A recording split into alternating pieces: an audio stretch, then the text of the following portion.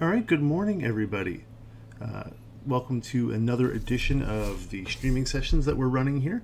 My name is Sean Killeen. You can find me on Twitter at SJKilleen.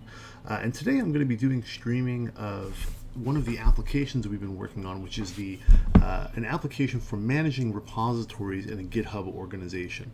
So this comes out of a need that we had across our organization for managing and archiving and sunsetting some of the repositories that we have to deal with on a regular basis. Some of them have been as old as 2012, 2013. We have a lot of cleanup to do, and I want to enable others to do that cleanup. So in the last edition of the stream, I actually started working on a console application to do this, and since then I've gotten some feedback and I've had some thinking about this. And our goal today is actually going to be to create a web application that uses Azure Active Directory authentication and that uses a GitHub token behind the scenes. This way, it'll enable our IT administrators to provide permissions for folks to be able to go in and manage some of these repositories without having to give them additional access to GitHub in terms of their user permissions to be able to take these actions. So we're going to sort of centralize the management of it. It'll also enable us to work a little bit with .NET Core MVC, some of the stuff we've got going on with containers and Azure DevOps and Azure. So I'm excited to get to dig into that. So first things first, today's stream is being made possible because my employer, Excella, is fantastically committed to letting us experiment with things and try things and work out loud and work transparently. And since I'm working on an open source tool within Excella's repository, I'm actually going to be streaming it today. And the thing I like about Excella is this isn't something I necessarily had to ask permission for. I had to say, oh, this is great that I have this idea that I want to do this, and they said, hey, go for it. So I think that that's great, so I want to give them a shout out.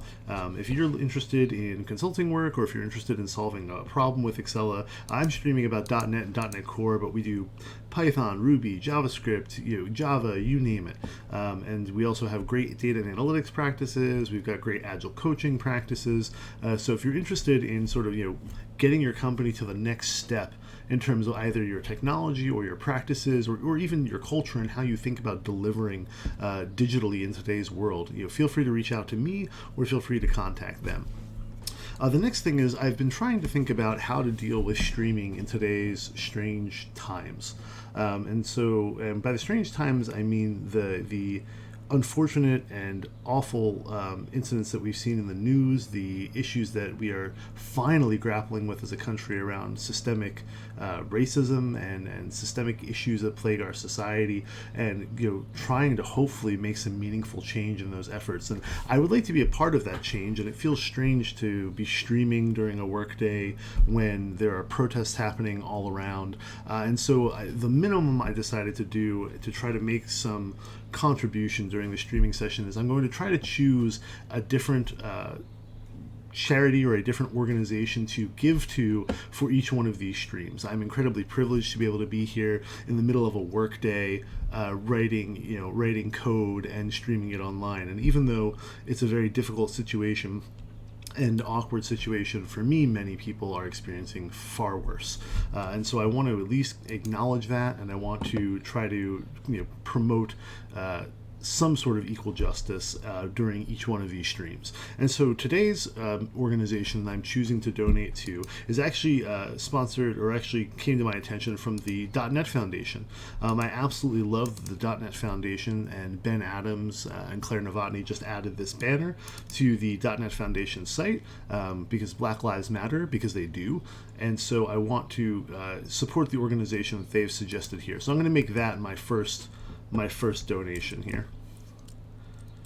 Now, I think I'm going to be doing many of these, and so I'm going to start with smaller donations, but I'm going to see if I can't ramp them up and also do some fundraising. So for today, I'm going to do a $25 donation, and I'm going to enter my information here. Now, what I'd like you to do is give me 1 second here while I black this out so that I can enter my information, and then we'll be right back. So give me 30 seconds, and we'll be right back on the stream.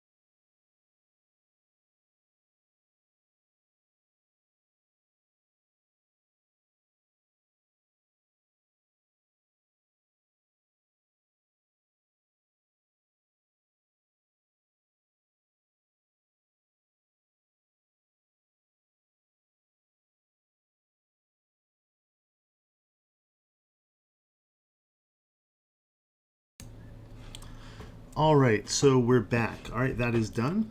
And so we have donated, in this case, $25 and the cost of the transaction fees as well. I think that in-memory field is actually incorrect in this case. Unfortunately, I think my form filler must have overwritten what I wrote.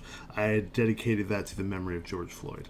And so, unfortunately, I don't know why that form was screwed up, but we've made our donation. And so with that, I'm going to go ahead and get into the tech part of the stream. One thing I will say is I'm fairly new to this idea of streaming in general. And so if you are available, or if you're there in the chat, I'd love for you to say hi. I see we've got a couple of viewers now, but not so many folks chatting. And I can't really see who's lurking so much. So feel free to say hi, and I'd love to chat with you throughout the stream.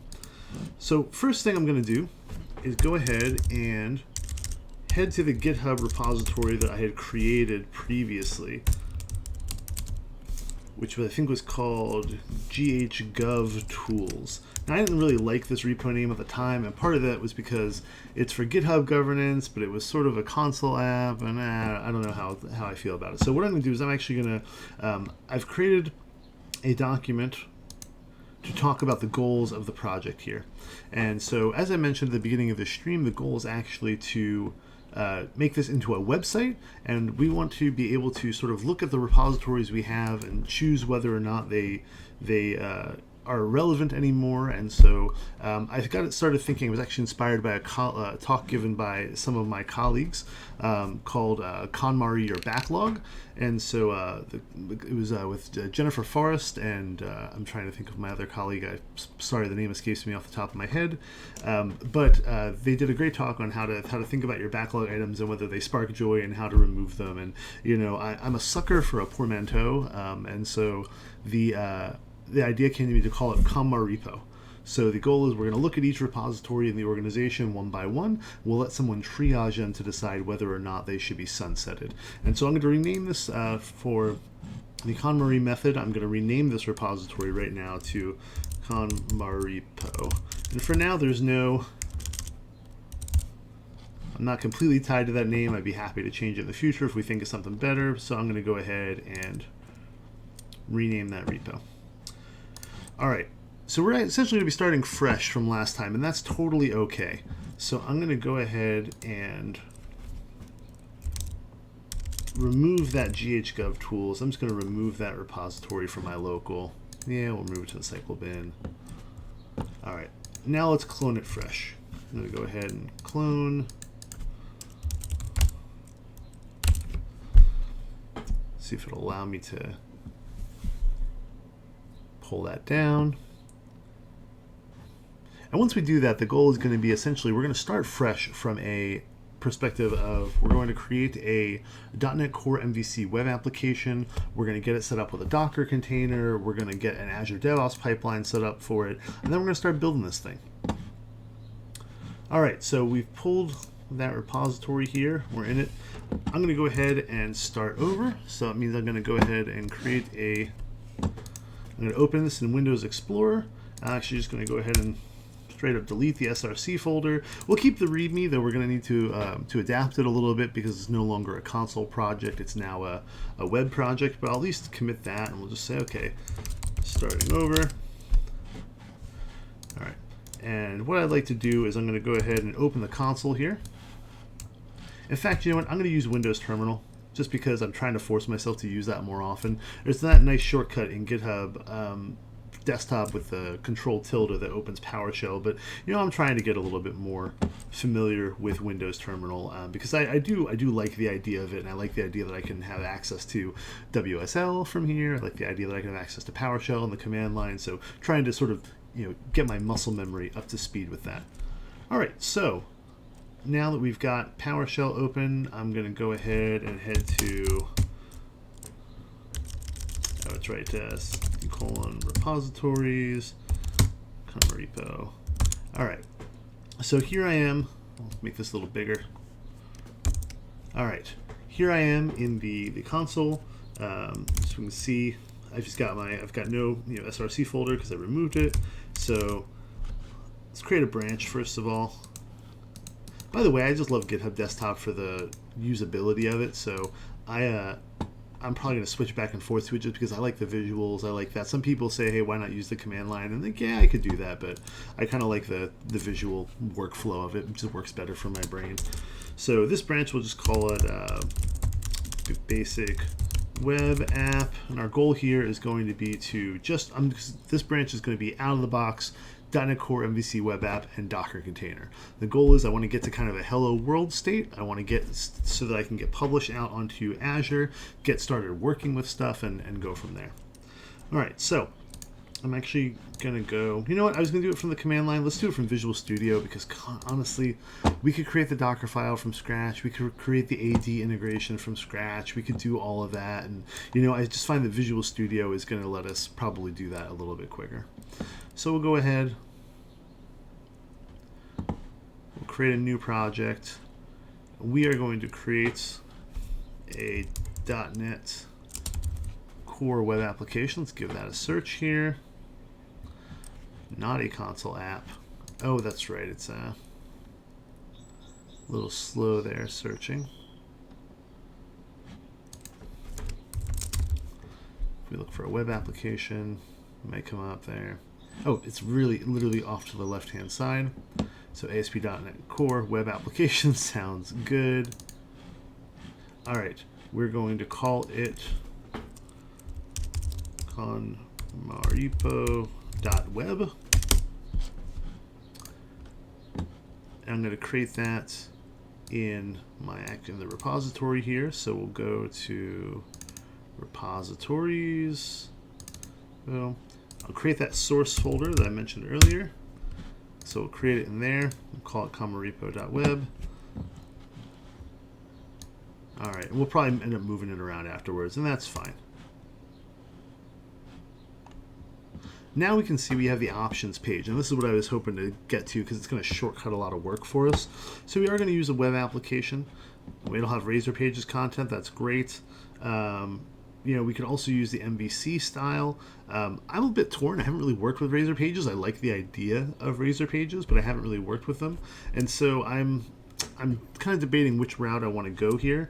But I think in this case, I'm going to go with an MVC app just because it's basic, it's what I know. I think it's really all we're going to need in this situation.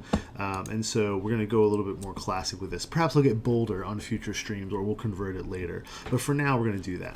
And we're also going to need authentication in this case. Now, for this application, my goal is to allow an IT administrator to provide access to someone like me to be able to go through and take these actions on behalf of an IT admin.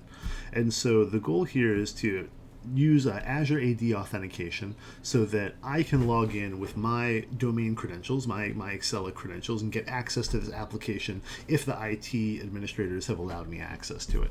And so in this case, I'm going to go to authentication. I'm going to select change. What I want here is I want work or school accounts. And we can see now, nice Visual Studio, again, saving me some time here, populating the idea, populating my options. So we're going to do cloud single organization, so it'll do for Azure. It's already got my domain populated here. We see we'd have options there. The options that I want, it doesn't need to be able to read directory data. I don't need to specify a client ID right now. It's going to create one for me. And so what this is going to do is actually going to go into Azure AD, register my application, and it's going to add some authentication code to the application that you'll see in a little bit. All right, so we're going to go ahead and also HTTPS, absolutely. Docker support, which I have Docker Desktop installed. We're going to go with Linux containers, and I don't need Razor runtime compilation for now. I just don't see that being necessary, so we're just going to not worry about that. And with that, I'm going to go ahead and say create. I think we've got a .NET Core 3.1 web app, Azure Active Directory. All right, let's go ahead and create that. That organizational, you saw organizational authorization in progress. It's creating those things, and now it's going to create the web project. All right. So we can see a number of files just got added to our GitHub repository here, and then we're going to, as soon as this loads in Visual Studio, I'll crop the window correctly. All right. So what we can see here is we have the basic website. Now we have a couple of things that are happening. One is there's some app settings for the tenant ID and some of the auth that we're going to be using. So we can see, for example, a tenant ID and a client ID. That's great. And so now we can also see, I'm going to check real quick. Okay, it's not in the actual solution, but it is in here. If I head to this, we should be able to see the Docker ignore file that's been added there, and in the web project there is that Docker file, so we can see that's been added as well. So we'll explore those things and what they look like in a second. For now, I mostly want to make sure the thing builds right out of the gate and is running. All right, we'll go ahead.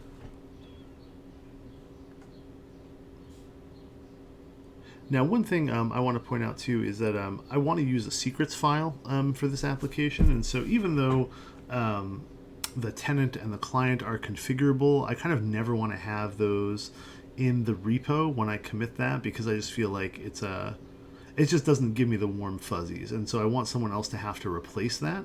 And so I want to sort of put the values as replace me, so that even if someone clones this repository, they're not going to be, you know, accidentally set up with our client and our tenant and cause themselves headaches. It'll be very clear sort of what they need to do and what they need to replace. We'll write that up in the docs as well for sure. Okay, so given that, I think we can see the container here is being pulled behind the scenes. Visual Studio says container warm-up is in progress. So it's actually nice. Visual Studio is going ahead and actually pulling that container to build. It's pulling the latest of ASP.NET Core 3.1. And so that's something I actually thought I had on my system. I think recently I must have redone that. So while that's actually taking place and we're waiting for that to build, we're going to explore things a little bit more, and we're going to create some items, add some items to the backlog. All right, so some things that we know we need to do here. I'm going to pop over to my GitHub here. I'm going to remove these command line. I'm going to close these issues. One thing I know we need to do still is add a license. I have that. I have to choose the exact one. I'm not sure which one Excel prefers at the moment, but we will be adding one at some point.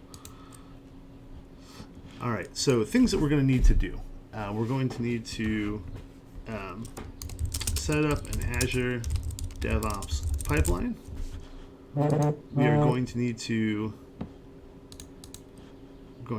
deploy to Azure site, preferably via containers. And in this case, we're going to use the Azure Web Applications for Containers, which I have some experience in, so we'll be able to talk about that as well. All right, we're also, and then we're going to start, and once we've got those basics done, then we're going to get started on actually building some of these features. All right, so we'll have, see, this web app is done building, container warm-up is still in progress. Okay, looking for that window. I'm not sure where it went or if I closed out of it by accident. Container tools output for details. Okay, so it's doing its thing here in the container output. Using versions, okay. All right, so it's actually, you can see there, and actually ran that command in the Docker web app, so we can now go back to build. We can see now that it's building in the Docker container. That's great. Thank you, Visual Studio, for that. All right, next up, I'm going to look at the Docker file as I see it is here in the repo. So this is what the Docker file is doing. For those of you who haven't seen a Docker file before, the idea is that we're going to pull from a container and then have a base container, and then we're going to pull from a container for our build, and that's going to have the full .NET SDK within it so that we can do our build and our publish. And then we're going to pull from the final container, and from the base container, we're going to push all of those published files into the base container. The reason we do that is because Docker is incredibly efficient, and so if you can use a smaller image, then you can actually make sure your app starts up a lot faster, is smaller to distribute, that sort of thing. And so in this case, what's happening is we have that very small base image, and then we have that approach where we're doing a multi-stage build where we're pulling the build image, which is much larger, building the files, outputting them, releasing them into a folder, the publish folder, copying that folder into that small base image which knows how to run it, and then going from there. Now the nice thing is Visual Studio sets all this up for you outside of the gate. So okay, I'm going to keep going on this. It's built, so we're also going to see if it runs. We can see up here by default Visual Studio is saying to run in Docker. That's fine with me. I'm going to go ahead and run this. Configured to use SSL in order for debugging to work. We have to trust the SSL. That's fine in this case. I'm fine to trust the ASP.NET Core SSL certificates. Yes, we're going to install that certificate. That's fine. When the app is published, we'll likely have our own certificate.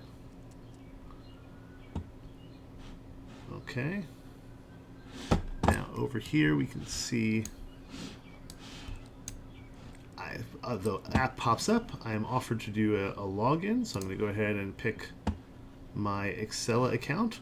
I'm already logged in here, so I'm taken to the next page where it says my permissions are requested. It needs to be able to sign me in and read my profile. That's totally fine. All right, so I can see here I've got the .NET Core website up and running. I've got myself. I'm logged in. It clearly knows who I am. It's got my email address up here. So out of the box, that's pretty good. And I'm good on almost everything that I need, I think, in this case. So I'm going to go ahead and exit out of that. I'm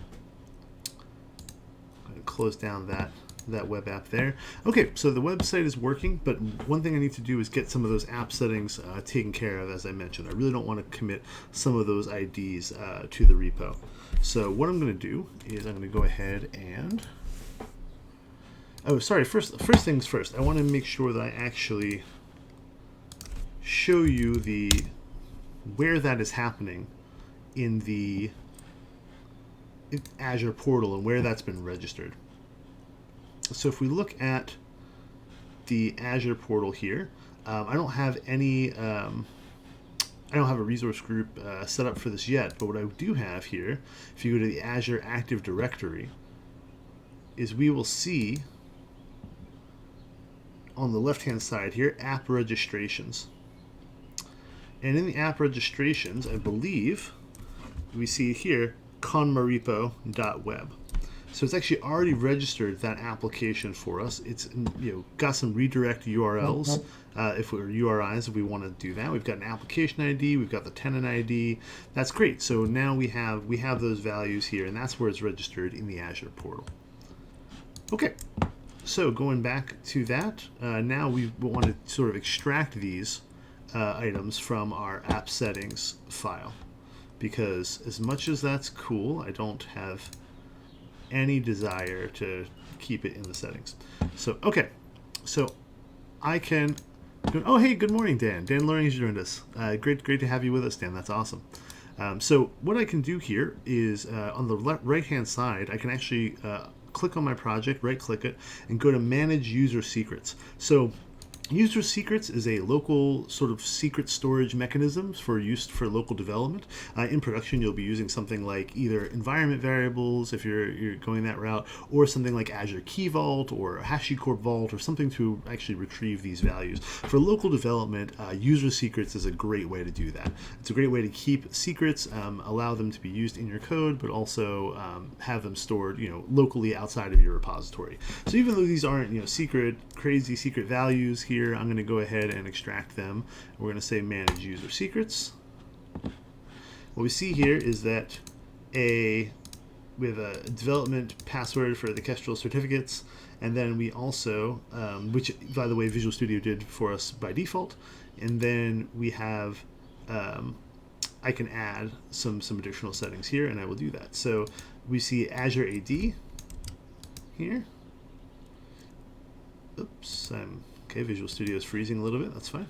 So we can see that you can do user secrets in certain ways. In this case, they are using colons to define it. I can also do it this way, and it should overwrite them. And so we have tenant ID and client ID. I'm just going to copy those right out. Okay. And I'm going to do some changes here to change me.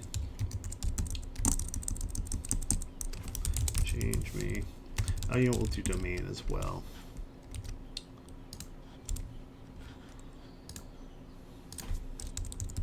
This way, anybody pulling the project knows they have to do this, add these values. All right, so I've got my secrets in place. Let me go ahead and build again. All right, and now just before I commit the project and those details, I'm going to run it again and make sure I can still actually use this project here. So I come up. All right, looks like it's still working. I'm going to go ahead and sign out of the application. Sign back in. Okay, successfully signed out. Sure. We'll sign in here. Oh, 1 second.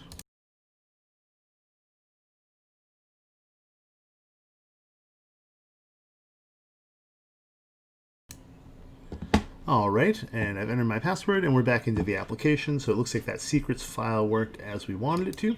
So I'm going to go ahead and, so the Docker is clearly working to build the project. We're going to go ahead. Looks like all the defaults are there. I'm going to double check and make sure there are no other values I need to extract. Nothing secret. Everything looks reasonable. Okay, so I'll go ahead and commit this as web app MVC app template minus secrets. All right, and now GitHub, I'm gonna go ahead and create. Yeah, Dan, secrets are great, by the way. Like the secret management there in Visual Studio is fantastic. Like you getting to manage those behind the scenes, because so many times people commit things that they should not to a repository, and it's such a mess to clean it up, and it causes all sorts of issues. So I love the idea of local user secrets just built right into the Visual Studio sort of workflow or the .NET Core workflow. It's a really nice touch. So I'm gonna go ahead and I realized the the secret graphic. Yes, I'm playing with the idea of different top secret images and different top secret, GIFs or GIFs or whatever you want to call them, animations that they can show. For today, I just grabbed a Creative Commons licensed for reuse kind of image and threw it up there. So I figured I need something. I was inspired actually by Suze Hinton, No-Op Cat on and her streams, which are fantastic, and she has a whole blog post about how she sets things up, and she actually commissioned an artist to draw these adorable pictures where it's like someone going like shh with the secret, and so I like that. I like that approach. All right, so I'm actually I realized earlier in previous streams I had attempted this. I'm going to attempt it again. I realized that when I click keyboard shortcuts, as I often do, it's not readily apparent like which keyboard shortcuts I'm clicking. So I'm using an application called Karnak. And the idea here is that Karnak should show what keys I'm pressing. And I think I'll do it at in the bottom left, maybe above the start menu. We'll see where that can go, or maybe at the top right here. So we see here Control C is happening when I hit that down below. So let's try that. Shortcuts only show keys that have control. So we'll try only the modifiers, because otherwise I think it's going to show a bunch of stuff. So let's go ahead and try that out. I'm going to go ahead and save those settings. Now let's see if I hit Control C up at the top left. Okay, good. So we can see what the keys that I'm hitting here, and you can kind of see what I'm doing. So one thing I love about so that's a great app, by the way, Karnak, and I have that installed via Chocolatey, which is my preferred package manager of choice. So we'll go ahead, and now here in GitHub, I have got my branch, I've got the settings that I want. So I want to create a pull request in GitHub and get this merged into my repo. I could click this button to publish the branch and then go to GitHub and create a pull request. GitHub Desktop has a shortcut where I can just hit Control R. It will ask if I want to publish the branch. I say yes, I would like to publish that branch. And now it's going to go ahead and open the pull request window for me, which is a nice little shortcut.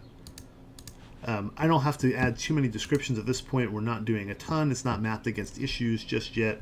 So at this point, I'm going to just probably leave this as is. We'll create that. Now, one thing that's bothering me about this is that I don't have any kind of continuous integration. In fact, even GitHub is prompting me for GitHub to use GitHub Actions or other apps. Now, in this case, we're going to use Azure DevOps because I'm trying to explore that more, and I like it a lot so far. But it's great that it prompts you, because you really should have some sort of continuous integration or build process for any project that you plan to take seriously. And I always prefer to do that as soon as possible so that you're making small tweaks and you get it all out of the way right at the start. I think we should be able to do that, hopefully, without too much effort. So we're going to go ahead and merge that pull request. Okay, great. So now I've got that pull request, it's merged, and we've got that done. I'm going to switch back over to my master branch in GitHub and pull that again. All right, you can see those are there. Done, done, done. Okay, and with that now, okay, so I've got a site, it basically works. Let's get it out there so that we can start iterating on it. Let's get that actual workflow done. So the first thing I want to do is, with Azure DevOps, is I'm going to sign in with my Excel account here. I should be able to see some of the projects that I have available. I'm going to go ahead and create a new project. So the project name in this case, we'll call it Container Repo. I'm not going to add a description. Well, sure. A tool for managing and sunsetting GitHub repositories within an application. Okay, we'll leave it as a. In fact, we'll make this public for now, because it's a public project. I want to make sure that other people can see the badges and things like that, and we won't be able to go to pull requests. So actually, we're going to make this public. Now, these advanced options, I have work items and Git. And we're actually not going to use the Azure repo piece or the Azure work items piece or Azure boards. We're mostly going to use this for the Azure DevOps build and release pipelines. So we're going to be using Azure pipelines more than anything. So I'm going to leave those for now. You'll see I'm going to disable those in a minute. So this project is going to be created, and that should allow us to go ahead and set it up. So I'm going to go down here to the lower left hand side, click project settings. I'm actually going to disable the services that we're not using, just so we can be clear about it. Not going to use those. All right, so we've got those details. I'm going to go ahead and save that. We're going to go back to our tools. Now we can see those options have disappeared on the left hand side, and we only have our pipelines. We don't have a pipeline yet. I'm going to go ahead and create our first pipeline. Our code is in GitHub, so I'm going to select that.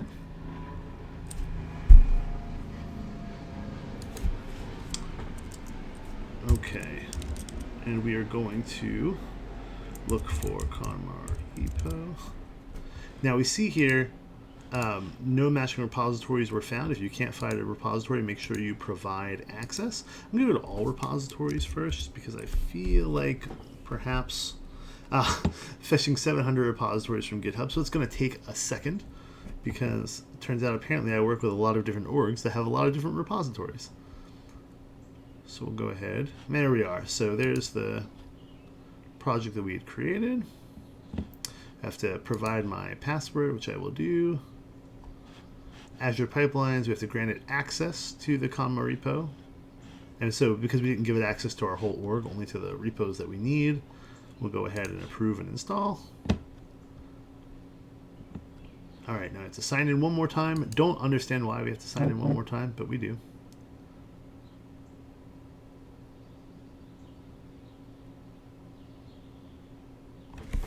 All right, so now what we're going to do is we have a couple of things that we can do.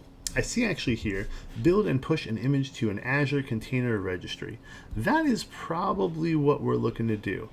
So I think for the purposes of this application, what I'm going to do is I'm going to create an Azure Container Registry, and then I'm going to set up this pipeline to build and push to that. So we'll handle those steps right now. So a container registry, for those of you who are unfamiliar, is the idea of I've got this container, I've built it up, that makes a sort of container image, right? But we want want to be able to pass that image around. We want to be able to deploy that image, that actual container, that containerized application to a place. In order to do that, we have to kind of shove that container somewhere.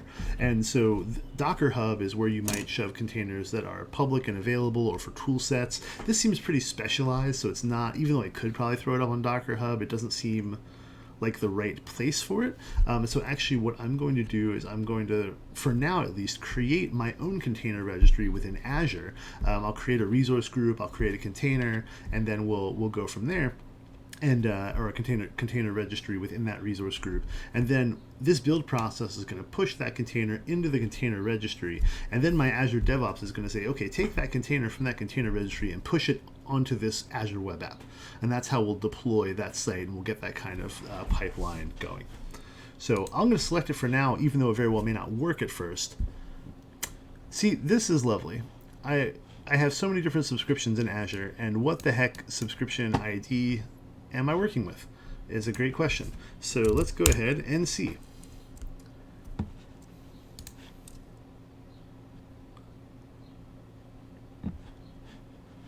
Okay, let's look at what subscriptions I've got going on here. I'm actually gonna I forget if this information is something I really should be sharing, so I'm gonna go ahead and put this on secret real quick and find out which of these subscriptions I should be working with. One moment.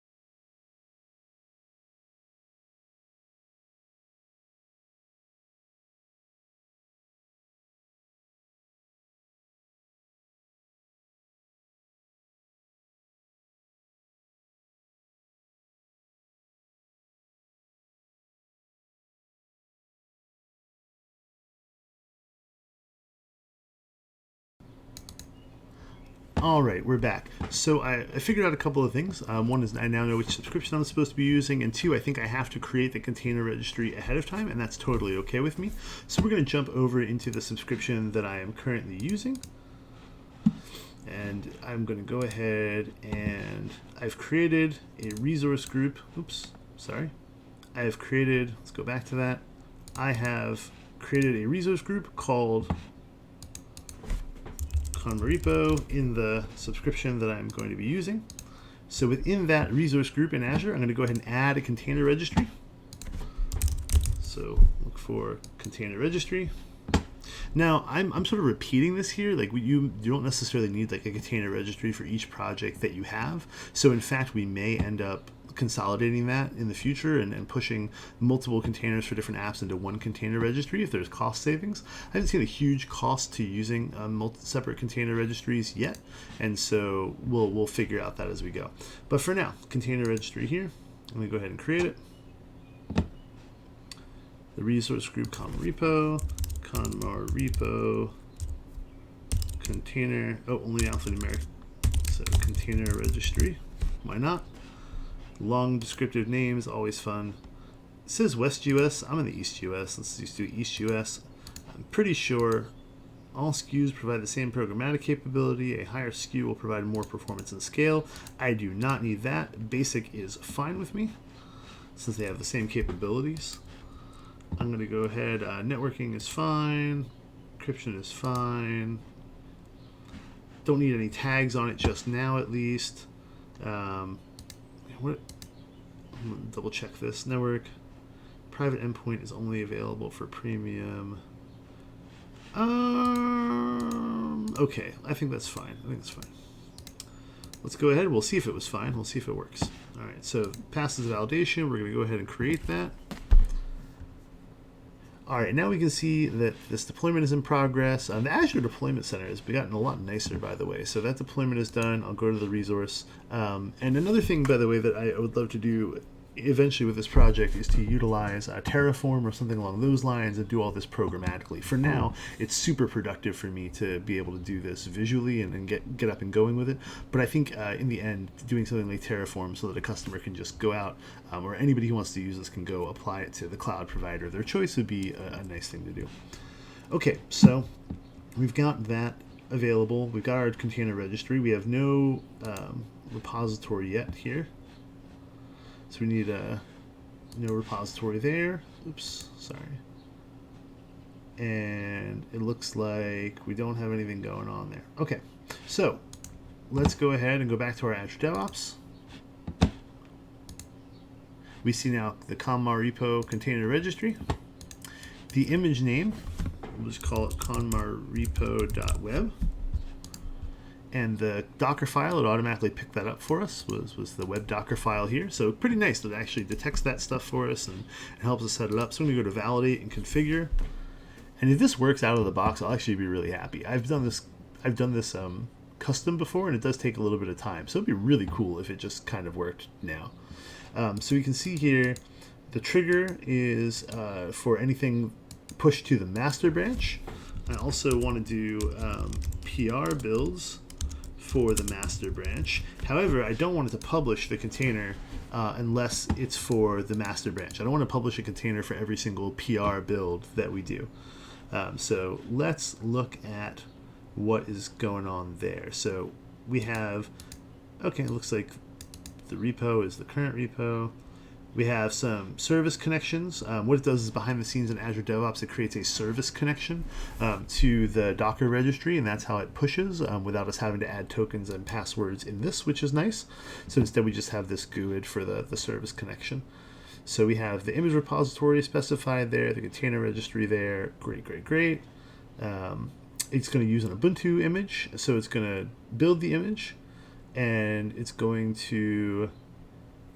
Just double checking. All right, so it's got a job called build, and the steps there are going to be build and push an image to a container registry. So I think in this case, we're actually going to split that into 2 steps, and that's because we want to build it, but we only want to push it in certain situations. And so we'll use this. I'm going to copy that and paste it, and then we will do the build and image. Apparently I'm using a lot of keyboard shortcuts there. I'll have to figure out how to tweak Karnak a little bit. Okay, so the command is going to be build, and I believe we'll remove that container registry piece, and then we're going to want to publish or push an image to the container registry. So I think we want the command to be push, and then I think this should be what we need. Now, chances are this will be wrong at first, and that's totally okay, but the last thing we need to do is, there's like an if or a conditional condition. So we kind of want to say if the current branch equals production. So I'm actually going to cheat a little bit because I already had to do this before and the syntax was a little shaky. So I'm going to go ahead and look at another project I had done called Excelico, where I believe I have that as part of the build process. I'm just going to go ahead and steal from that because why not? Okay, so here we go. So the condition is that the steps beforehand have succeeded, and the source branch is the master branch. So, oops. And it's an AND condition, which puts those together. So this is going to say, if all goes well, the job will be to build it, and we're going to we'll build the image, and then we should be able to tag or push that image as well. And the tag is going to be the build.build ID by default. So it's going to push an image with a build ID. Okay, that's going to be helpful in our release process because we'll pull the container that has that build ID, we'll push it to the web application, and so that's how we'll do our pipeline. All right, let's go ahead and save this, commit it directly to our master branch. Why not? All right, this creates the pipeline. Once this is created, we should see this get kicked off. And it'll probably fail, as it so often does the first time. So we'll let that do its thing. While it's doing that, I'm going to go ahead and switch and update my master branch here. Great. So we can see actually, so it's actually downloading the tasks here that's going to use. It's pulling that Docker container. So it's actually running the whole container now to build it. Downloading the layers that it needs. So background on Docker for those of you who aren't familiar. So one of the reasons that Docker is so incredibly efficient, and I'm going to butcher this a little bit, so Dan, feel free to jump in if I get it totally wrong. But one of the reasons that Docker is so efficient is that Docker works in layers. And so each line in a Docker file, and we failed like I thought we might. So each line that we have in a Docker file forms a sort of layer. And those layers can be cached. So for example, if I have a line in my Docker file to pull the CS proj files and to install the NuGet packages for them.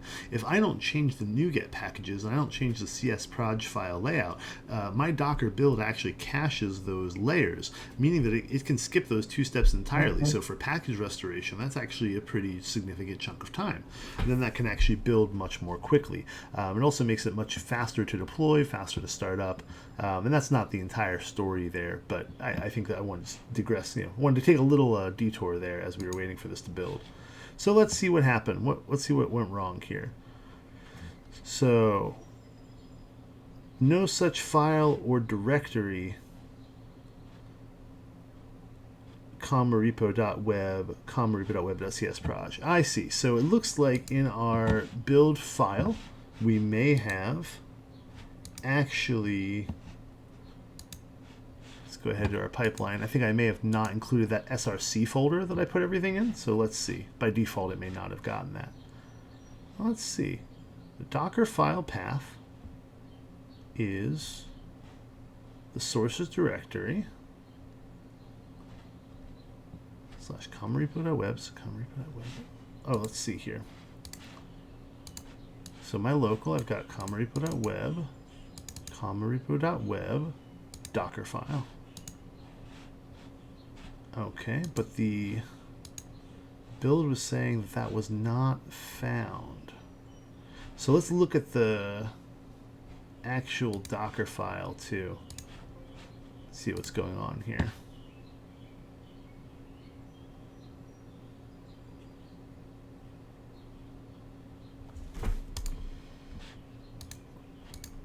Okay. So in the Docker file here, you'll see it's relative to this project's directory. Copies the CS proj into the folder within the container. It restores from that folder within the container. It copies all the rest of the files there. It switches the working directory within the container. Okay, so the work directory /src, switches the working directory /src /com.repo.web. It builds and it publishes. Interesting. Let's go back to our pipeline, see if we can get some more information about this run. Okay, so it downloaded the images. This is on the step of copying. So there's no such file or directory. It looks like we're missing the SRC here. Okay, so maybe that's the issue. Why is that Docker file looking to go into a subfolder? Step 7 of 26, let's look at this again. So at this point, this Docker file here looks like it's almost operating as if there should be another folder there, but there's not.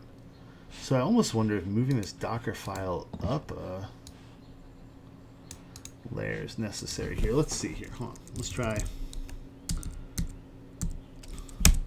We're going to go ahead and... All right, I really got to move those. We're going to go ahead and remove that piece there. So it should copy.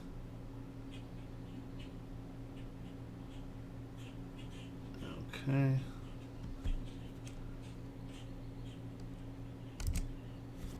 I'm double checking that here. Let's see if that'll still build. Nope, sorry. Okay, let's use all those commands there. 1 second. I want to remove that.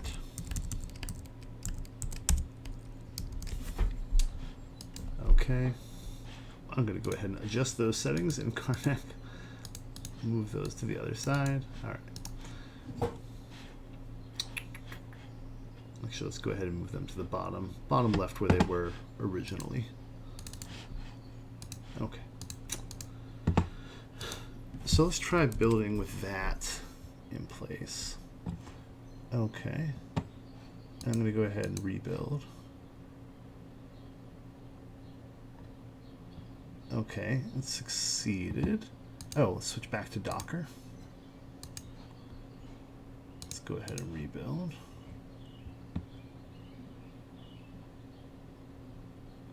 Okay, let's go ahead and run that again in Docker. Okay, so it looks like we may have had an issue there. So double check, so that may fail. Oh, maybe not. Okay. Could have sworn I saw some issues there. Okay. So we're going to try that, because I think that might actually end up being the issue here. Because if we're trying to copy something and this Docker file is here and it's not in the same folder, it's not up a level, then this subfolder does not exist here. So it's no wonder to me that that's not working. What I'm wondering is why it works to begin with. And so that's a little interesting to me. So I'm going to see if I can't push this up. We'll see. Attempt to, I'll say, let's push it to master. Remove subfolder from Docker file. We'll push that up. Let's go back to our pipeline here. See what's happening once that runs. Alright, so we picked up on our changes. We'll go into that build and see what's going on here. So if that's the case, then that would be interesting, because I'd be surprised that if Visual Studio is doing some magic behind the scenes and that somehow led the Docker container to not be correct.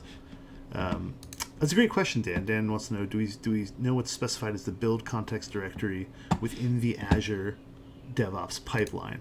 And I don't actually know. That's a good question. We should definitely check that out.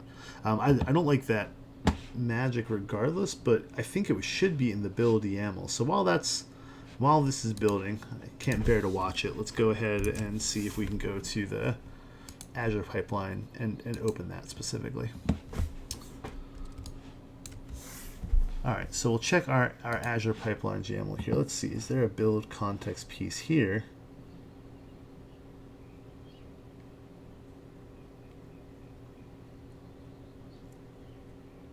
I think the build context might be being supplied by Visual Studio, Dan, and that might be it. I bet you Visual Studio is doing some magic behind the scenes to provide the build context.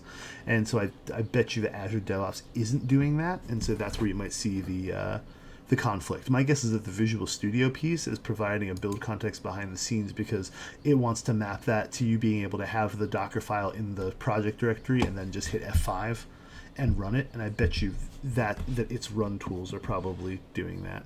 That is my best guess anyway. Obviously, if I knew, we would not be in this current situation. So, all right, this failed to build as well. So let's see what we got here. Okay, interesting. So we have, it's running, determining the projects to restore. Program does not contain a static main method suitable for an entry point.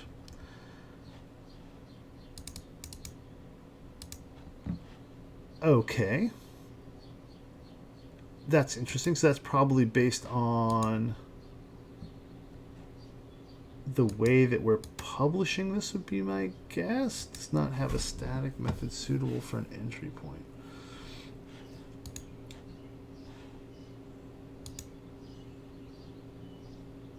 because previously we were running .NET and calling that DLL. This is the beauty of live coding. Dan and I had several chats before about how this is fun and going to be always a little anxious when you have to work through a problem and it's live. But this is fun. This is what we're doing here. All right, so previously it didn't exist, and now we're saying it doesn't contain a static method. So it's clearly having a compilation error, but the question is, if it's pulling the same container here and there, why would it be failing to compile here? And so I want to see, actually in VS Code, I want to double check something. I'm going to open my Docker panel here in VS Code. I just want to shut this down, the web dev container here, and see if I can remove it. I'm going to remove this container overall. Alright, I'm just going to remove it, so it has to get rebuilt. I'm going to go ahead and remove that. So the image should be removed. Okay. For now, that's good. So I should be able to build this now, and I should be able to definitely make sure that it's building on my local. And the reason I'm doing this is because I definitely thought that, okay, so that's way too fast to be building on my local. Let's see what's going on here. All right, so now it's rebuilding locally, and we'll see if it actually works.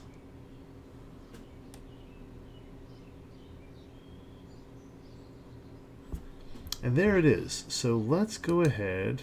It's definitely doing its thing. So we know it can be run. We know that that's running it. All right. Let's look at the container output here.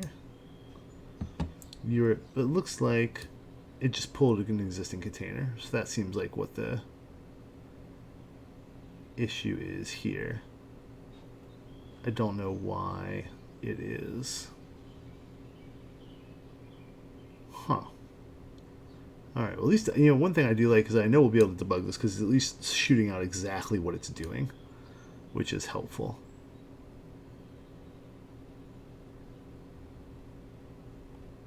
Okay. That also means I should be able to pop into here, pop into my terminal, and I should be able to src ls, and I should be able to say, it's where the, oh yeah.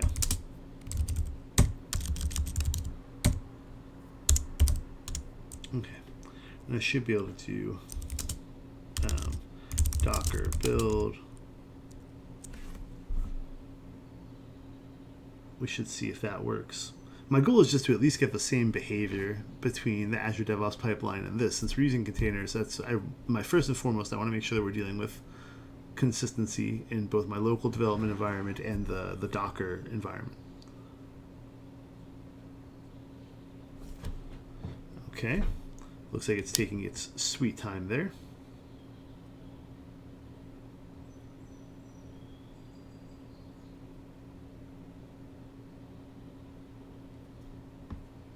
And while I'm waiting for this, okay, let's see. So, hey, great. At least we have actual consistency now. Okay, so let's go ahead and jump into this Docker file. And I apologize, I'm jumping back and forth between Visual Studio and VS Code just because I like VS Code so much.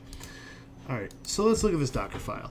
I don't like this Docker file living at the level of this project, but let's just go ahead and we'll bring the subfolder back here. We'll bring it back to the default. We'll verify that we can build it now. I'm sure we'll be able to. Okay, interesting. Copy failed. So it looks like something is happening with Visual Studio where it was either caching something or it was adding some kind of additional context, which I don't like because I think it's really important to be able to go ahead and say Docker build and have that work. So what is going on here? Okay, so let's look at the actual Docker command line that is running. We have Docker run. Okay, it's running the remote debugger. Okay. With that app. It's mapping those volumes. It's mapping the user secrets volume. It is... Okay. Okay, additional volumes. Okay, setting the ports, setting the NuGet packages. Here's the name. Huh. Okay. So I don't quite like what's going on here. So the other thing I'm going to do is, since I have a project, like I mentioned, that is actually working correctly with this, I'm going to go find out what the heck I'm doing for the other Docker file in that other project, because why not? Okay, so let's go ahead and look at these somewhat side by side here. All right. So I'm going to... All right, look at it here. So we're still pulling from... Now, this is pulling from Alpine, this is pulling from Buster, that's fine. Still using the application. It's exposing some ports, that's fine. Okay.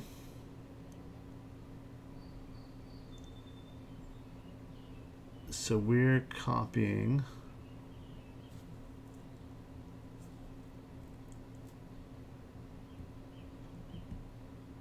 Okay. So they're just being a little more explicit. And so I can probably define that explicitly there. Okay. We are copying those files and we're running .NET restore. Okay, then we're copying everything else, in this case everything that's in this folder, into the working folder and hitting build, and we're building. In my case I ran .NET test and the one that works. This is very interesting.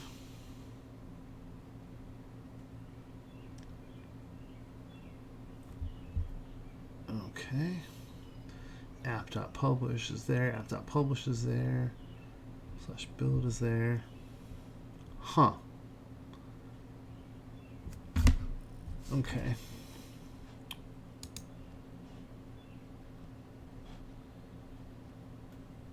Interesting. So it's hard for me to see here what is going wrong. I don't like that we're losing time on this.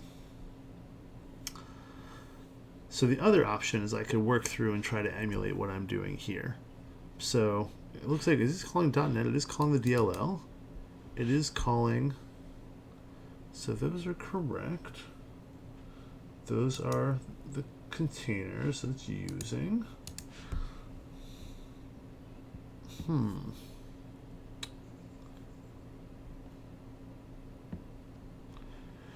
Changing the working directory there, but that's fine.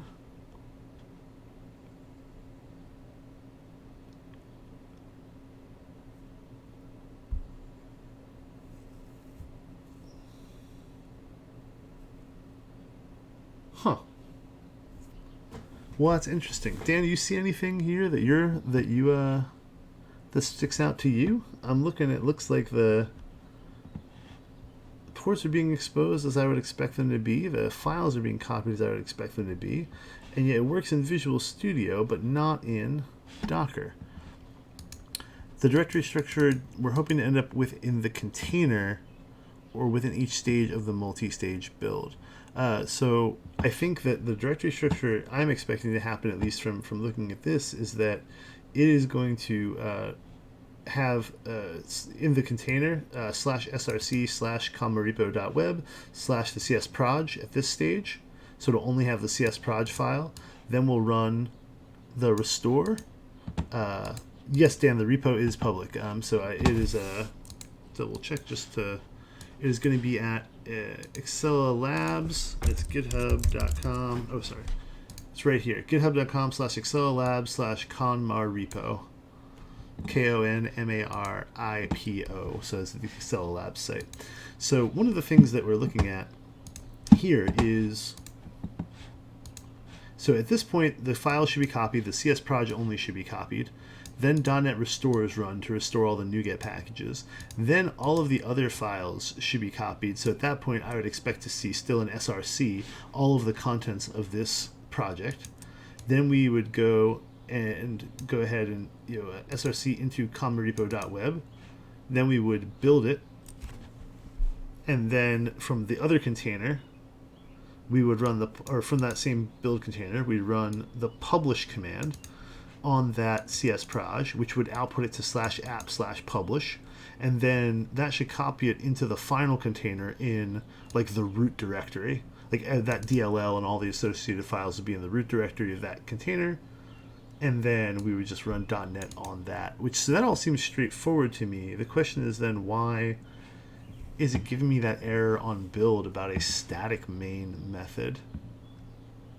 That seems a little strange to me. Visual Studio isn't, but it is. And if I go back to what we were trying to do earlier and switch that up, we see no such file or directory. So let's look into that. There's no file or directory there because SRC. So okay. It looks like it's trying to copy. I'm back to that again. It looks like it's trying to copy this folder /commonrepo.web, which it wouldn't exist because we're actually in this folder already. So we're in this folder. There's Docker ignore. So it seems like that only works if you're in like this folder, or you start at like the root of the project. And maybe that's what it is. Maybe that's the context that I'm missing. Maybe I need to be in the root of the, let's try that. Okay. Let's go ahead and clear my screen. If I was instead to go to this folder, so the root of what would get checked out, I wonder if then if I was to run docker build, I was to run src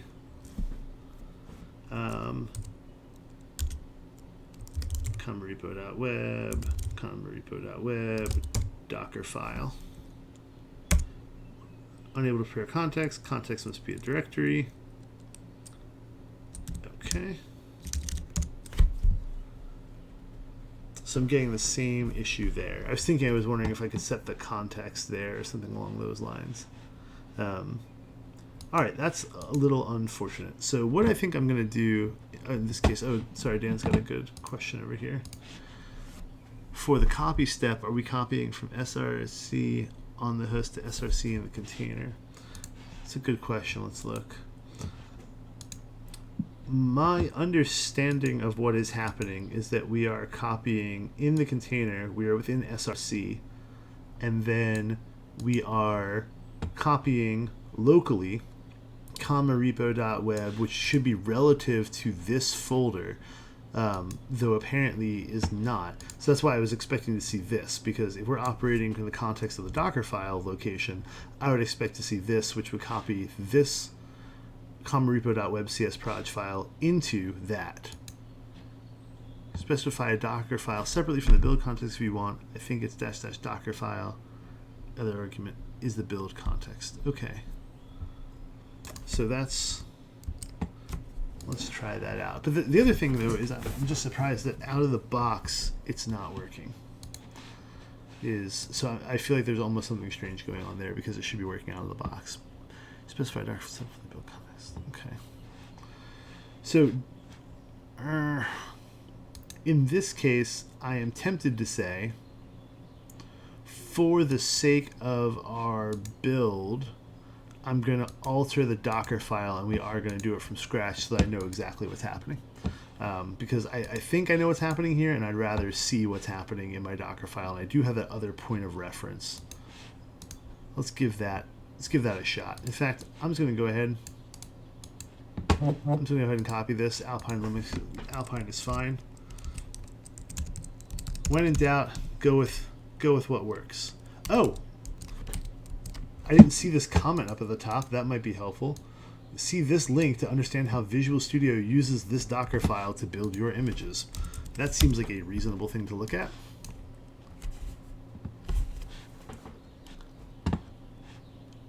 How Visual Studio builds containerized apps. Okay, I'm skimming, which is normally not good. I normally should read the whole doc, but we'll see. Multi-stage builds. Okay, we know that it uses a multi-stage build, so it has that build container. The next stage is build.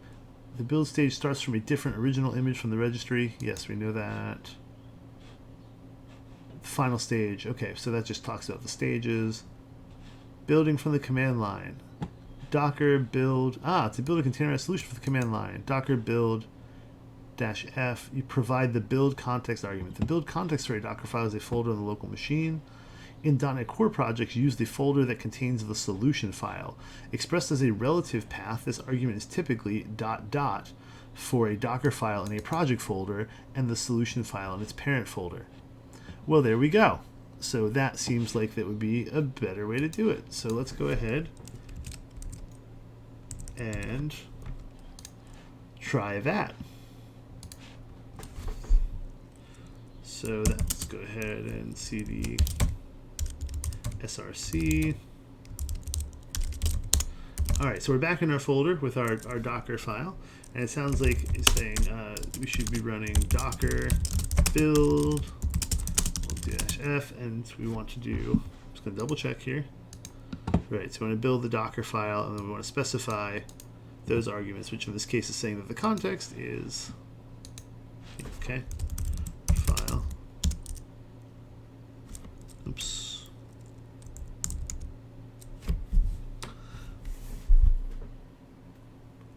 In which case, this should be fairly simple to fix in our build pipeline as well. Looks like so far so good. This is great. And Dan, I agree, this is fun and real, and I love working through this stuff in real time. I can't believe I missed that comment at the top of the file. This goes to show, always read the comments. If someone's doing something for you, or there's a template and it recommends you doing something different, then that's, it's a good thing to read up on what's actually happening rather than assuming. So it looks like that build completed successfully, which is fantastic. Now we know what's happening. Though I do agree with you, Dan, that it's better to know line by line. In this case, I think it made sense because we couldn't figure out the folder structure and why it was doing what it should do. But I think that now it's a good idea to go through line by line, or normally it would be a good idea to go through line by line and do that. So, okay, so our build has succeeded. That's great. Now we just have to get it to work in Azure pipelines. Let's go ahead and do that now that we understand what is happening. All right, go into our pipeline here and we'll edit it. Which is funny, I have the file locally, but I end up dumping back out to the website. Okay, so our stages here, build. Now we have the repository, the Docker file, and the interesting thing is that it doesn't look like we have the ability to set the context here. So let's see if there's something we can have here around the context or build context. So it looks like hopefully I can do that for the build context. Save that, see if it works. All right, now that it's saved, we should be able to go back to the pipeline. We see it's kicked off. All right, with any luck, we should see it build but not publish. And this is great. I think it's important to understand and dig into these things and learn them a little bit. And this is also why I want to set up a build for my project as soon as humanly possible. Because going through this stuff and iterating on it really quick is great, because once I've got that done for my hello world, it gets so much easier to just iterate and have the process in place. If I got a bunch of stuff and I had to deal with a bunch of stuff and I'm 2 months away from launching and I have all of this stuff that's accumulated over time, the mental burden is just so much greater. later for that to happen. And so I think it's really, really important to actually get the build and the deployment process going as soon as humanly possible. And that's just my own personal philosophy. Okay, it still failed. That's okay. Oh, thank you. The task has failed 2 times in the past 14 days. Don't I know it? All right, so we're still not getting the context it looks like that we were hoping to. So let's go ahead, pull that here and discard that change that we made before.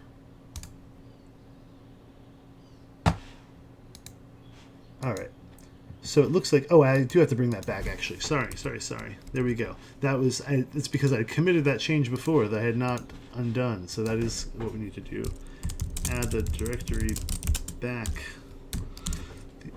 My favorite is like master commits to projects are, in the beginning, they're always really fun for me because it's kind of like, that's the Wild West days. You usually don't want it to be the Wild West, but that is a really fun way to keep things alive here, as you're doing many commits at once and you're having a great time with that. Then as you go on, you get some structure around things. So, but for now I'm committing directly to master because YOLO. All right, now we should see a pipeline hopefully actually work, because the project file is actually going to exist there. And if not, we'll keep at it.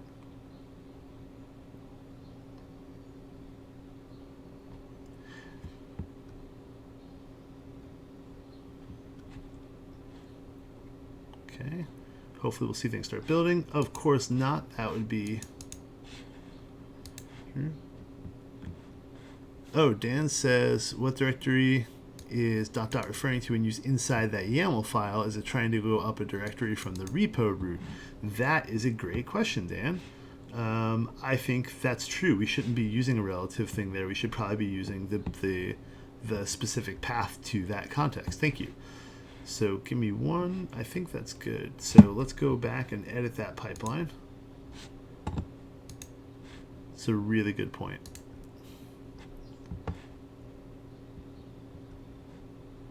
So if we've got the Azure here, and for those of you who are joining us, by the way, thank you. We're deep in some Azure pipelines here. Dan and I are working through some Azure pipelines set up for this application that we're working on to help control and help sunset and archive GitHub repositories across an organization. So we're just in the early stages of it. We've got the Hello World app with Azure AD and containers, and we're going ahead and getting this build process sorted. And so one thing that we ran into is this issue with Docker context here. So the build context is actually going to be, rather than ... we're going to go ahead and create a variable here called build context location, and then let's make it this directory, which I believe is what we're trying to do there, and then we'll add that here using build context location. All right, so now we've got actually an actual path that we're referring to there, and that should be in line with what we're looking for from our Docker file there. So we have that context there. Come directly. All right, and that's what we do when in doubt. We iterate. For those of you who have joined, happy to have you here. Thanks for subscribing. Thanks for joining, rather. Hopefully you can subscribe and come back and see us for more streams. One of the things we're looking to do with this specific app is I'm excited to be using .NET Core MVC web app. We're going to be using Azure Container Registry, Azure DevOps, as you can see. My goal is to get this thing kind of really humming along.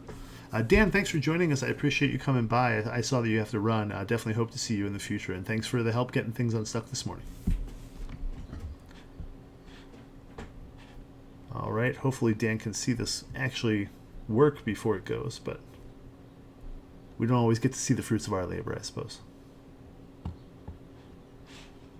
All right, looks like we have definitely made it past where we were before, and that was the key. Providing that build context is now determining the images to restore or projects to restore. It's actually doing our build.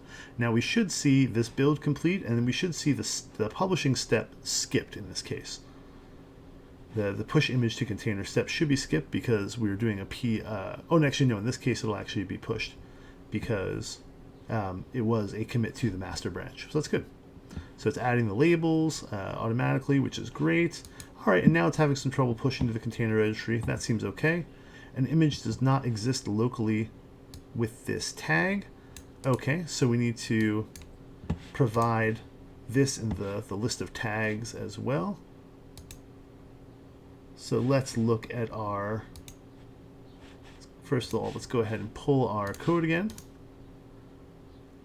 And this is great because this means we're getting close. It's actually successfully built the thing, and now we just actually have to push it up there, which is awesome. So let's go ahead and look at our Azure Pipelines YAML again. Okay. Let's pull that up real quick. I'm just going to use Notepad++ briefly. Okay. So here we have the tag here, which is build ID, and so we also want to tag it with the project name here. I'm fairly certain that's how we want to do it. We'll figure out if that's not the case. I think we want to tag them and publish them that way. So it should have the tag of conma repo web and the tag of the build ID along with it.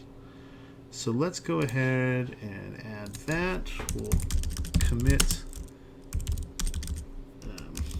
What are we committing here? We're adding tag for app name as well. Again, terrible commits hygiene. But I'm kind of making up for lost time here. All right. So let's go ahead and see this pipeline kick off again.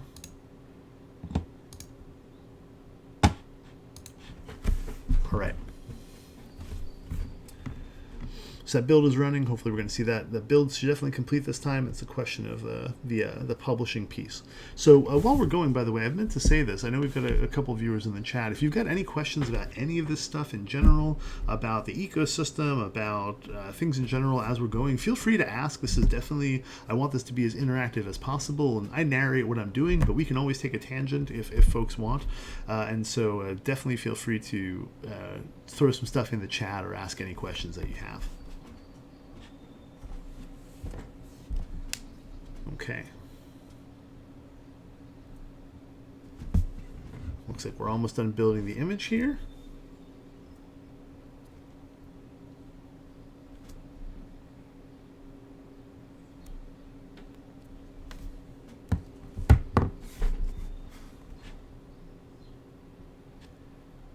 Okay, adding those labels. So fingers crossed, we'll actually get to push that image up now because we'll have that tag.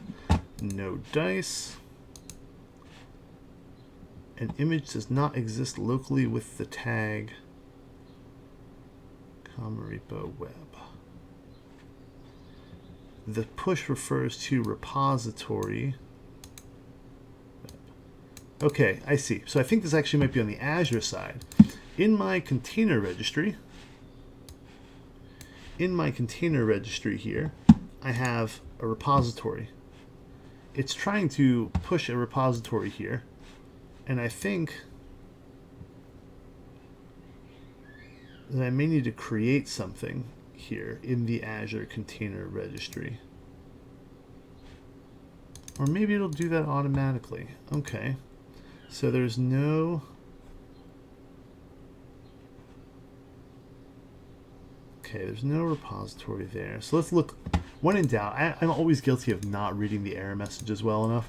So when in doubt here, an image does not exist locally with the tag. The push refers to repository repo web. An image does not exist locally with that tag. So maybe it's not picking up on that from the pipelines file. So let's look at this real quick. Okay. So the image, okay, image repository, repo web. So it's going to push to that repository, but the tags, an image with that tag does not exist. So it seems like we would want to add it to the tags here. So on one hand, we've got that. On the other hand, maybe my YAML's not correct here. Maybe that's what we're looking for here. Okay. So in this case, I would just be putting strings around it, but I wonder if it's supposed to be a comma-separated list or something like that. Let me do a quick Google search. So Azure Pipelines Docker tags. Let's give that a shot. The Docker task, okay. Metadata is added as labels, that's great. Tags, optional. Multi-line input where each line contains a tag to be used in build, push, or build and push commands. Okay, so it would seem then it's a multi-line here. So first is that tag that we've specified as the build ID there. And then on the second line, we've added comma repo web. And the error that we're getting is an image does not exist locally with the tag. So let's see what this is being tagged with. Should be able to show that, right? Okay.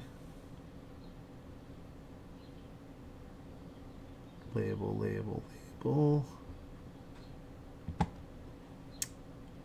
So tagged, successfully tagged with 1161, which is our build number, and successfully tagged it with comma repo web. So it's pushing that an image does not exist locally with the tag comma repo web. Okay. So it looks like maybe the best thing we can do then is remove that tag since that wasn't there in the first place. So it should be built, pushed there. So that was what we had originally. Let's go back to that. So we'll remove that, we'll only use that tag.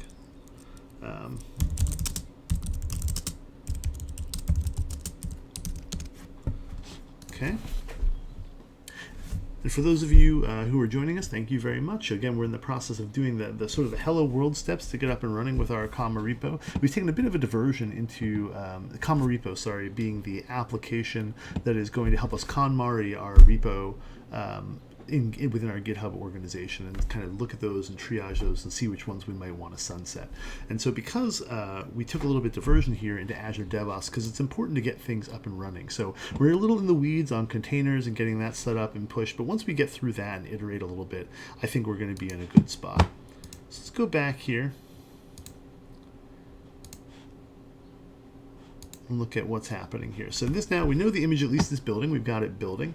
We're actually working on the pushing an image to the container. So it looks like right now we want the tag to be the build number only. So the tag here is going to be the build number only. You saw that 1161 in the previous build. And tags are great with Docker because what we can do is we can start, eventually we'll get a little more advanced with our tagging.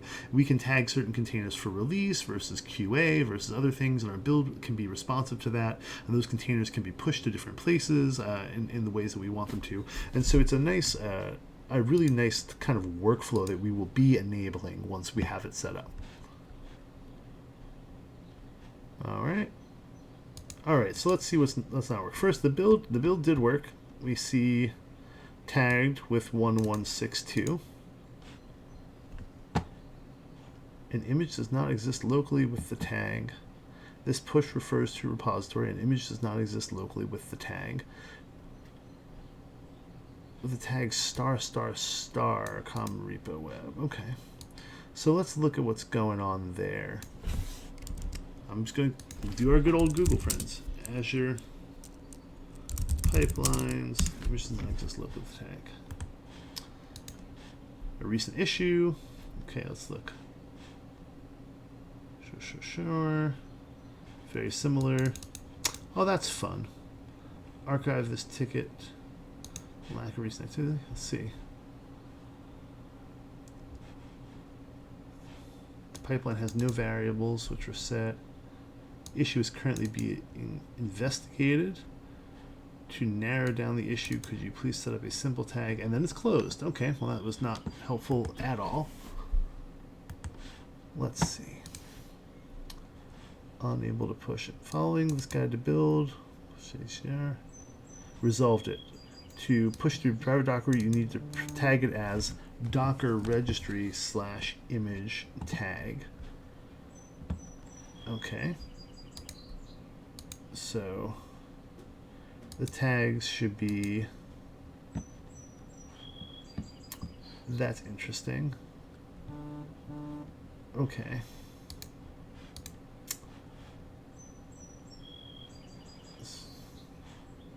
Docker build, so tag Docker ID / Docker image.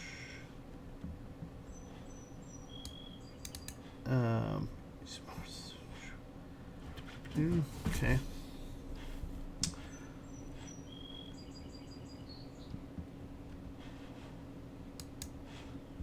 I see. So it looks like the registry is going to have to be the ID and then the image name here. So let's see. Maybe I'm not doing that correctly. And now this is the out-of-the-box commands from Azure Pipeline. So it's also possible that it inferred something incorrectly, and I can't very well blame it for that. All right, let's see. So for the push, we're saying that the repository is the image repository variable here, and the container registry is that. So it looks like we're suggesting that we may need to use a container registry there. Maybe. And I also have this other point of reference that I'm going to look at real quick for my other project that is doing this correctly. Let's go ahead and look at my Azure pipelines for that. Make sure I see what's going on here. Okay.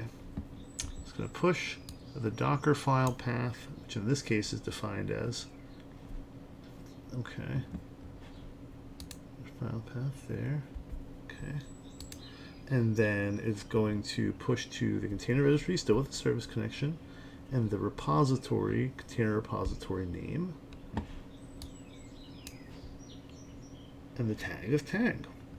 Well, that's interesting. So I have, now here I have the tag specified as just released. So we'll try that, right? We'll try that here.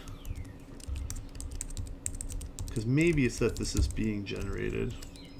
And again, I'm sort of grasping at straws at this point. I know this is going to eat at me all day until I figure it out. So we'll definitely go along here, and I'll make sure to update you if I figure out what's going on. So that's okay. So let's hard code the tag. We'll try that out. And while we're waiting for that pipeline to complete, I'm going to go ahead here and open things up. All right, so we'll let that build. Now we'll keep looking through here. Tag the Docker image as the full. Okay, you can push. I see, so we have to tag it. So it's definitely something in the way that we're doing the tagging. So let's see if that build fixes it. And this is always fun too, because I love when you do this stuff live. I mean, like, you're learning, and sometimes the stuff is just a pain, but this is the kind of stuff where, you know, once you go through it, then you have that pain saved for the future. And I'm always a fan of investing that sooner than later. So as much as I would love to be deeper into building the thing right now, I know we're going to get to that and have a solid pipeline eventually. Okay. So we see the labels. All right, so it really is about, okay, so here we go. The image does not exist locally with the tag ****, comma repo web. I'm assuming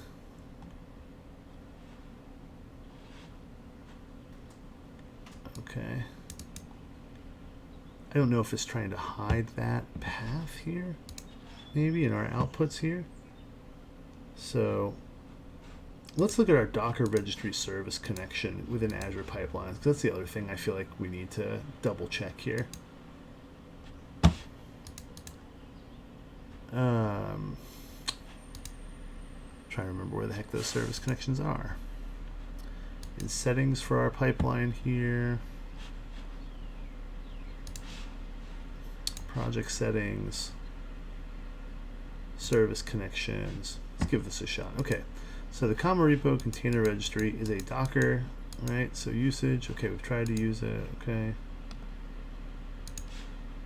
Let's go ahead and edit that. It's okay, it's Azure Container Registry. That's the name, grant access permission, we'll save that. Okay, so we have that there. We have it here. It's double checking, right? It looks like that's the right spot. Okay. Nothing has been pushed there. Okay. Well, I gotta tell you, unfortunately, I know that we have been live for a bit working on this. I have a hard stop in a few minutes, and so I'm gonna do my best to get this figured out in the interim, but I want to double check on this and see if we can't get it here. But there's possibly, I may need to end up getting rid of this at some point. So let's see. The container registry, so it should be built and tagged. It's almost like it should be tagged with container registry slash. So it's almost like container registry slash image repository. It seemed like it's what it should be tagged with as well. And this seems bizarre to me because I'm not doing this anywhere else. Like, I don't get a good feeling about this. This is like a try it and see what happens kind of a thing. So I'll also go ahead and paste that there. Add a fun commit of shrug. I'll get that up there and just see what we can get it to do. So part of this is I think that I have the precedent of it working elsewhere. I'm unsure, so I'm going to look at my other file here where it's working. Okay, so we have the Docker registry service connection. In my case, this is called a GUID here. Is there a way that I can here edit that? Okay, so maybe I can use this service connection name a little bit better. I'm using that. Perhaps I should be using this instead. So I wonder if that's also why. Try that out.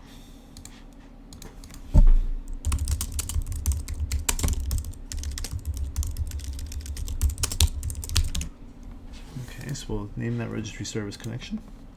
We'll push that. We'll see if either of those things does what we would like it to do. All right, so we've got the name that we're using now. It's got the permissions.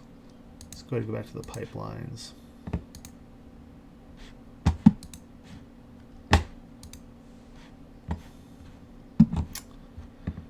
All right, so this is just getting started here. So, okay, I already failed on build an image. Argument for dash tag, the invalid reference format. Okay, so it doesn't like what we did with those tags. That seems fair enough to me. So we've got that other variable there. Let's go ahead and push these up, and we'll let that do its thing. In fact, rather than doing that, let's just revert that commit.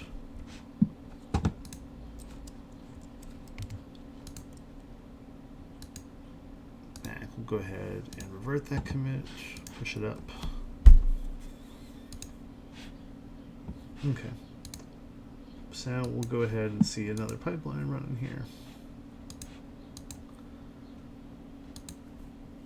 Well, at least I got to say, at least we're appreciating the fact that we got a lot of iteration in over the course of this. There's nothing so humbling as setting up a build pipeline when there's like that one detail that is off.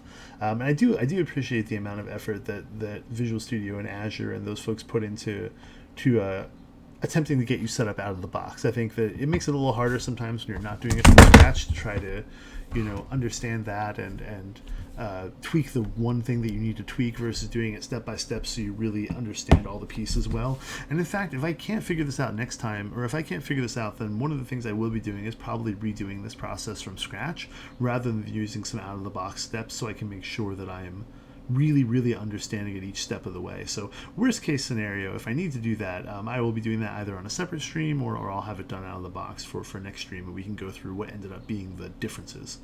So we're waiting for this image to build here. I don't have a high degree of confidence that it's going to work this time as well, because I think the service connection name shouldn't be the difference there, though it is referring to which repositories existed. So we'll have to see. That's the only reason I'm even bothering to try it. Okay, and it didn't work as we thought it might not. An image does not exist with the tag. Let's look at that. So we've built the image with the tag. It has tagged it.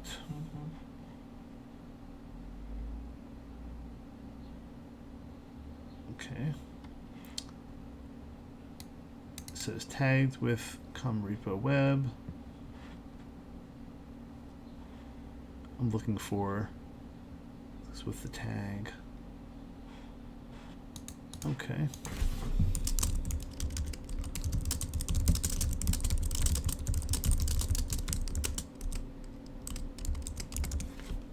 Look for that.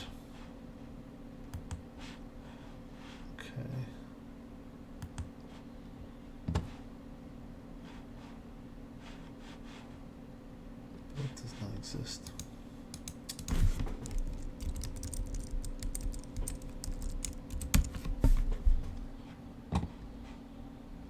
A build.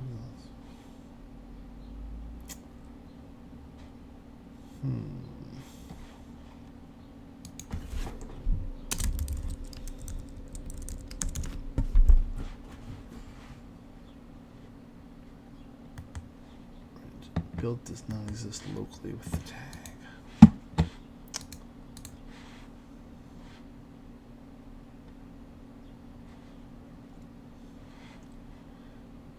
Build image tag should be, okay, so the image name and the tag. Okay, so we could try that again.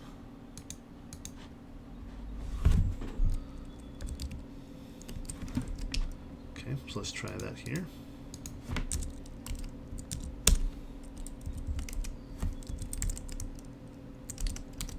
Add those tags there. Sure. Why not? All right, we're going to go ahead and do that. That would be silly if that was the...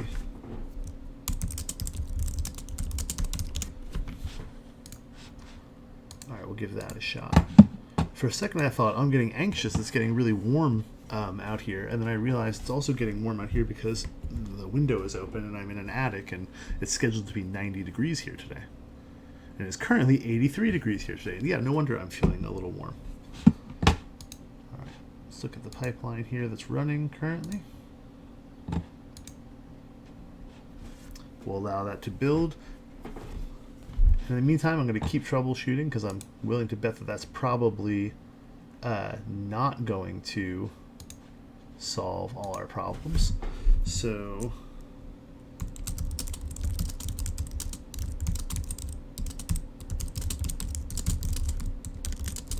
check that. And I'm sure part of this is that I'm on a stream, I'm trying to move fast, I'm not reading as closely as I should.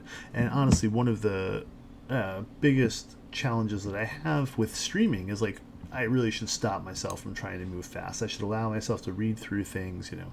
It's not a conference talk, you're not trying to get through it as soon as you can. But yeah, that's the instinct that I'm still fighting against. I am a little upset. This is the exact problem I was having on February 2017 here. So let's see. Same issue. Some folks seem to be a little frustrated by it.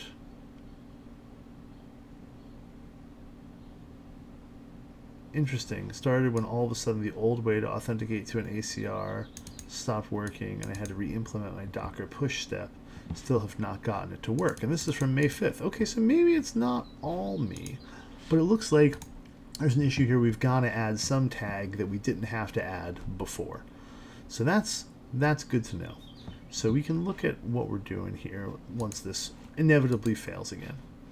Okay. So let's see what we did tag it with. Did it successfully tag it with? So it did successfully tag it with the name here. And it tagged it with release. Okay.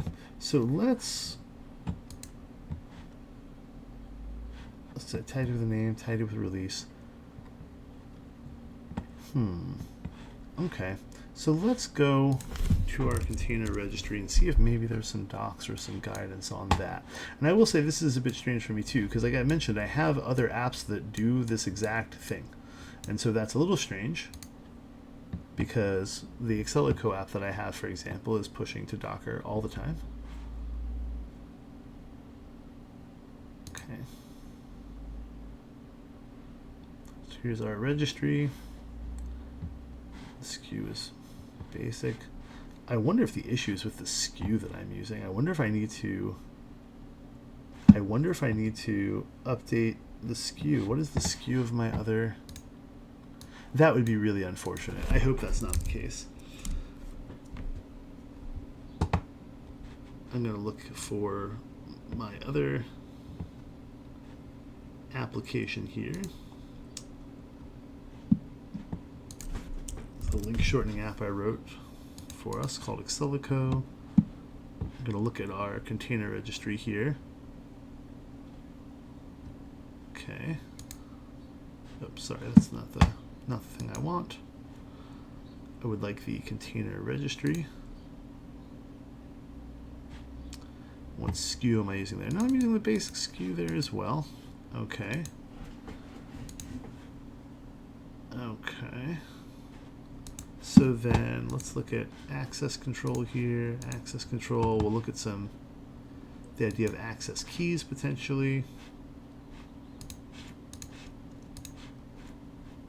I'm going to flip this to secret real quick just to see if I can see the keys. One moment.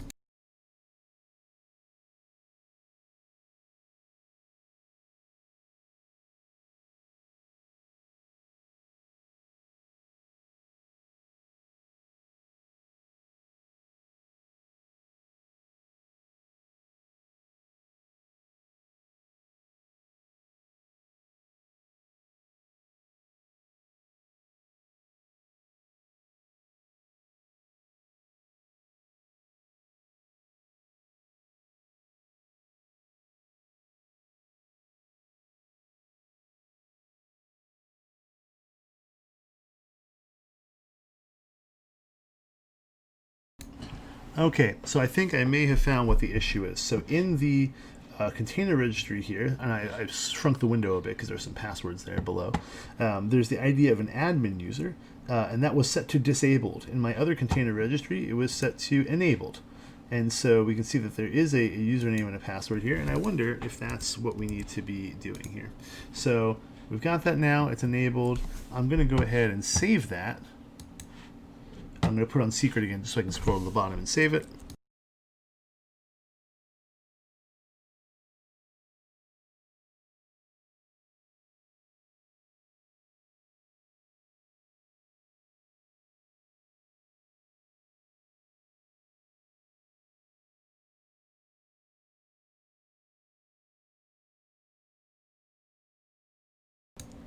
All right, so now that I've got that saved, we're going to try this again. So now we actually have the admin access enabled for this. Now, I got to be honest, I'm not sure if that's for the pushing to the container web app, and that's why I had enabled that previously, but it is something that seems conspicuously out of place. And so we're going to go ahead and try that again. Since it does tag things, as we would expect in this, we're actually going to go ahead and rerun that last build. I'm not going to change anything on our side. I'm going to see if it's just something on the Azure side. If that's the case, I'll write a little response for those folks who may have that issue on that forum. All right, so we'll run the master branch there. And again, I'm not sure. I would be very surprised if that's what it is, but it would also be in line with a strange thing that is only on push. So we're gonna, we'll see what we can find there.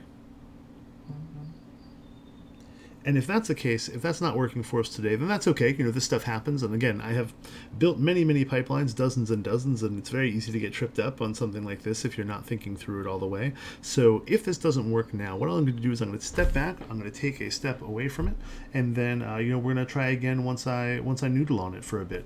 And I will either start the next stream with an explanation of what happened, or I will hopefully be able to solve it right in front of you. So we'll let this build and push. And it's something where I appreciate this sort of thing is always humbling, right? You never know when you're working through a problem what's gonna happen or what steps you're gonna have to take, and sometimes it's a little frustrating and you have to get moving. But with these kind of things, as I mentioned, once you get unstuck, it's really nice to have this kind of system in place. So for me, it's always worth investing the time up front. So let that image build. All right, so still not working here, same error. So what, I've got to take a step back from this, and I've got to say, a couple of things we can do here.